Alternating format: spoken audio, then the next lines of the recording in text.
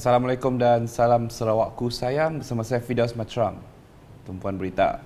Timbalan Premier Dato' Ahmad Awang Tengah Ali Hassan menerima kunjungan Ketua Setiausaha Kementerian Perdagangan Antarabangsa dan Industri Dato' Lokman Hakim Ali di pejabatnya di Kuching pada Selasa. Antara perkara yang dibincangkan kedua-dua pihak dalam kunjungan lebih sejam itu mengenai pembangunan industri seperti peruntukan untuk pembinaan Taman Perindustrian kepada Sarawak. Selain itu, pertemuan juga membincangkan mengenai perancangan usaha yang lebih untuk meningkatkan pelaburan ke Sarawak. Turut hadir pemangku Setiausaha Tetap Kementerian Perdagangan Antarabangsa, Industri dan Pelaburan Mintred Zulkarnain Masron, Penasihat Mintred Datuk Naruddin Majais dan Setiausaha Tetap Kementerian Pembangunan Bandar dan Sumber Asli Moden Datuk Zaidi Mahdi. Dalam perkembangan lain, Dato' Ahmad Awang Tengah Ali Hassan menegaskan kerajaan Sarawak memandang serius terhadap keperluan pendidikan pelajar di negeri ini dalam memastikan mereka dapat pendidikan yang sempurna selari dengan perkembangan teknologi masa. Katanya pendidikan adalah senjata paling ampuh untuk mengubah dunia dan guru perlu memainkan peranan utama. Beliau berkata demikian menerusi teks ucapan yang dibacakan oleh Timbalan Menteri Pembangunan Luar Bandar 2 Malaysia, Datuk Hasbi Hasbibullah semasa mewakili beliau menyempurnakan Majlis Apresiasi Guru semasa sambutan Hari Guru ke-51 peringkat Sarawak 2022 di Dewan Sorah Limbang pada Rabu. Orang hebat bisa melahirkan beberapa karya bermutu, tetapi guru yang bermutu dapat melahirkan ribuan orang-orang yang hebat. Oleh itu, kehebatan sesebuah negara itu bergantung kepada kehebatan guru mereka. Dato' Ahmad Awang Tengah turut menekankan bahawa aspek kemenjadian murid juga perlu diberi keutamaan dalam pendidikan di negara ini. Modal insan yang ingin kita bangunkan tidak seharusnya dilengkapkan dengan ilmu pengetahuan dan kemahiran semata-mata, tetapi juga mesti diperkukuhkan dengan akhlak yang terpuji dan nilai-nilai murni. Bagi saya, aspek akhlak, budi pekerti, integriti, amanah dan nilai-nilai murni adalah komponen yang amat penting dalam membina negara bangsa agar mencapai kemajuan ekonomi yang lestari.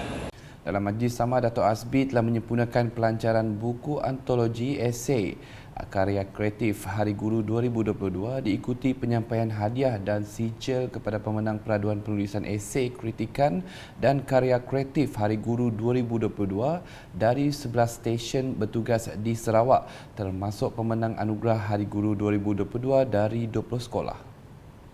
Terdahulu, Pengarah Pendidikan Sarawak Datu Dr. Azhar Ahmad juga telah menyampaikan anugerah kecemerlangan kokurikulum dan kurikulum kepada 25 pejabat pendidikan daerah PPD disusuli penyerahan anugerah Skim Galakan Simpanan Pelajar tahun 2021 Bank Simpanan Nasional BSN.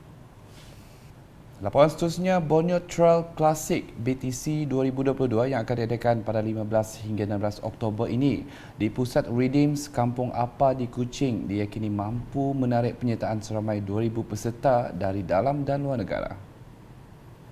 Menteri Pelancongan Industri Kreatif dan Seni Persembahan Datuk Seri Abdul Karim Rahman Hamzah berkata BTC adalah sebahagian daripada siri kejohanan dunia Spartan Trail dan BTC ini merupakan perhentian ke-7 dari 9 perhentian di seluruh dunia. And Borneo Trail Classic will also be inviting the villagers from the surrounding kampung, the trails surrounding the trails to join the festival as well. Besides benefiting local athletes, this is also a platform to showcase our state's unique culture and warm hospitality to the world. Racers are invited to visit our beautiful parks and beaches just a short drive away from Kuching City. More importantly, all racers are highly recommended to try out Sarawak or rather Kuching local delicacies. Datuk Seri Abdul Karim berkata demikian pada sidang media di Kuching pada Rabu. Beliau yang juga Menteri Belia Sukan dan Pembangunan Usahawan menambah, pelumba perlu menempuh halangan mencabar sepanjang perlumbaan itu seperti merentasi hutan, bukit, air terjun dan sungai termasuk taman negara. Antara laluan perlumbaan ialah Taman Negara Matang, Gunung Singgai termasuk perkampungan asal seperti Singgai, Apa, Sengong, Baring, Bobak, Sejinjang, Daun-Daun Ngori, Tabung Atas, Badul, Sudoh dan Rayu. BTC tahun ini mempertandingkan kategori 7 km, 10 km dan 50 km serta 1 km dan 3 km untuk kanak-kanak. Perkembangan di Sebuyau, sebuah tapak berdekatan Kampung Menek, Sebangan telah dicadangkan untuk ditubuhkan sebuah agro research lab di kawasan Sebuyau. Ini susulan daripada mesyuarat kedua jawatan kuasa pemandu Agro Research Lab yang telah dipromosikan oleh Menteri Utiliti dan Telekomunikasi Sarawak merangkap Ahli Dewan Undangan Negeri Sebuyau Datuk Julaihi Narawi di Pejabat Daerah Sebuyau pada Rabu. Pusat tersebut dicadangkan untuk melaksanakan penyelidikan berkaitan tanaman pokok kelapa. Sementara itu, Pejabat Residen Bahagian Semarahan dan Agensi Pembangunan Bersepadu Wilayah Semarahan IRSDA telah dilantik sebagai urusia bagi pendidikan tersebut, manakala Universiti Malaysia Sarawak UNIMAS pula diberi tanggungjawab utama untuk menghidupkan pusat berkenaan. Selain itu, Unit Perancangan Ekonomi EPU Sarawak, Universiti Swinburne, Jabatan Pengairan dan Saliran DID, Jabatan Pertanian dan Jabatan Tanah dan Survey sebagai ahli-ahli jawatan kuasa turut akan memainkan peranan penting dalam pelaksanaan projek itu. Setelah mesyuarat selesai, Datuk Julaihi bersama wakil-wakil jawatan kuasa yang lain telah mengadakan lawatan ke tapak yang dicadangkan pada sebelah petangnya. Dalam program berasingan, Datuk Julaihi Narawi telah menyaksikan penyerahan tapak projek naik taraf Padang Futsal di Pekan Sebuyau pada Rabu. Simbolik penyerahan projek di bawah peruntukan projek transformasi luar bandar ATP Dun Sebuyau dengan kos sebanyak RM400,000. Itu telah melibatkan Wakil Jabatan Kerja Raya JKR Bahagian Semarahan dan pihak kontraktor syarikat One True. Difahamkan pelaksanaan projek tersebut akan bermula pada 1 September depan dan dijangka siap pada jangka masa 24 minggu. Dalam pada itu, Datuk Julaihi ketika ditemui turut berharap agar semua projek rakyat yang dirancang serta dilaksanakan berjalan lancar demi menjamin keselesaan dan kesejahteraan masyarakat tempatan di kawasan Sebuyau. Seterusnya, Ahli Dewan Undangan Negeri Batu Lintang Si Chiu Hau yang telah keluar dari Parti Sarawak Bersatu PSB untuk menjadi wakil bebas baru-baru ini menyatakan mahu memberikan fokus untuk bekerjasama dengan semua pihak untuk menyumbang ke arah Sarawak yang lebih baik. Jelas beliau, tindakannya itu bukan disebabkan oleh parti berkenaan, sebaliknya supaya beliau boleh melakukan lebih banyak lagi untuk kawasan yang berbeza dengan cara yang berbeza. So it's not about the party, but it's about we're looking at different ways how we can contribute and to move forward. For me, I think over the COVID period and all this, so I've tried to do all I can in many ways, doing a lot of things as well during those periods. So I think if I can be free of party politics, if I can spend more time on the work that I've always been doing, so, and actually Mulu took up quite a bit of my time during the period, and that's what I did, but I could have done much more for different areas and in different ways. Bercakap dalam satu sidang media khas di Pusat Khidmat Batu Lintang di Kuching pada Selasa, Chi Hau menjelaskan beliau tidak mempunyai niat untuk melibatkan diri dalam mana-mana parti politik buat masa ini dan masa yang terdekat.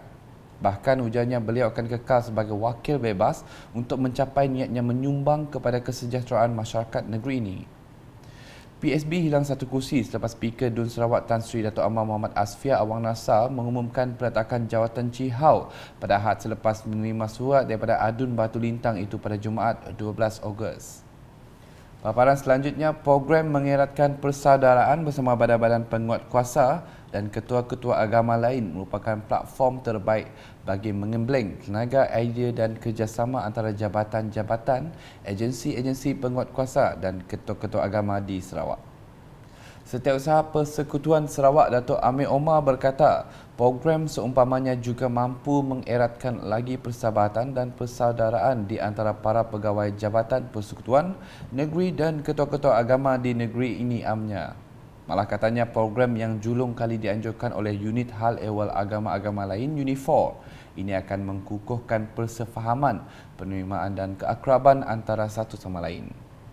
Beliau berkata demikian semasa merasmikan program mengeratkan persaudaraan bersama badan-badan penguat kuasa dan ketua-ketua agama lain di Pusat Latihan Polis Pulau Pol, Sarawak pada Rabu. Turut hadir ialah pengarah UNIFOR Sarawak Richard Lon, ketua-ketua jabatan, ketua-ketua agama serta tetamu jemputan yang lain. Dalam pada itu, Dato' Amir menegaskan program sama juga mampu meningkatkan usaha membantras jenayah, menjamin kesejahteraan dan keselamatan rakyat. Terdahulu ketika berucap, Richard memberitahu tujuan utama program itu adalah untuk mendekatkan lagi pihak institusi keagamaan lain di Sarawak dengan badan-badan penguatkuasa di negeri ini. Katanya program itu turut melibatkan sesi ceramah mengenai topik-topik tertentu oleh badan-badan penguatkuasa dan menyelitkan elemen team building melalui acara menembak. Program ini telah melibatkan Polis Diraja Malaysia PDRM, Jabatan Pengangkutan Jalan JPJ Negeri Sarawak, Jabatan Bomba dan Penyelamat Malaysia JBPM Negeri Sarawak dan Unit Komunikasi Awam Sarawak UKAS. Manakala di gedung dengan seramai 200 penerima dari sekitar kawasan, Dewan Undangan Negeri itu telah menerima bantuan makanan, asas dan juga wang tunai di bawah program Jelajah Asnaf 2022 bertempat di Dewan Masyarakat Gedong pada Rabu. Program anjuran syarikat Aiman Group dengan kerjasama Pusat Khidmat Dun Gedong itu merupakan salah satu inisiatif syarikat berkenaan dalam membantu mereka yang memerlukan. Difahamkan ia telah mensasarkan golongan asnaf yang terdiri daripada warga emas, orang kurang upaya OKU dan juga keluarga yang kurang berkemampuan. Dalam pada itu, Pegawai Daerah Gedong Abdul Khalid Manap merakamkan penghargaan kepada pihak penganjur atas kesudian memilih Gedong sebagai salah satu lokasi untuk pemberian sumbangan tersebut di mana ia sememangnya signifikan dalam meringankan beban masyarakat tempatan pada masa ini. Sementara itu, Ketua Kampung Lot RGC Fasa 2 Ismawi Harni turut berkesempatan menzahirkan ucapan terima kasih atas pemberian sumbangan berkenaan kepada penduduk kampung yang terlibat. Saya KK Ismawi bin Hamid daripada Lot RGC Fasa 2 ingin mengucapkan terima kasih kepada pihak Aiman Nol kerana telah memberi sedikit sumbangan bantuan bakul makanan kepada penduduk seluruh kampung Gedong lah.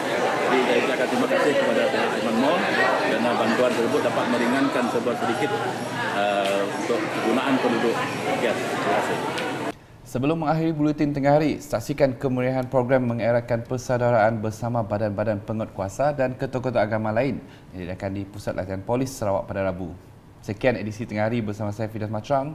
Berita lebih lanjut boleh dapati di semua platform media sosial UKAS termasuk portal ukas.sarawak.gov.my dan UKAS channel YouTube. #menyebar fakta. Salam UKAS.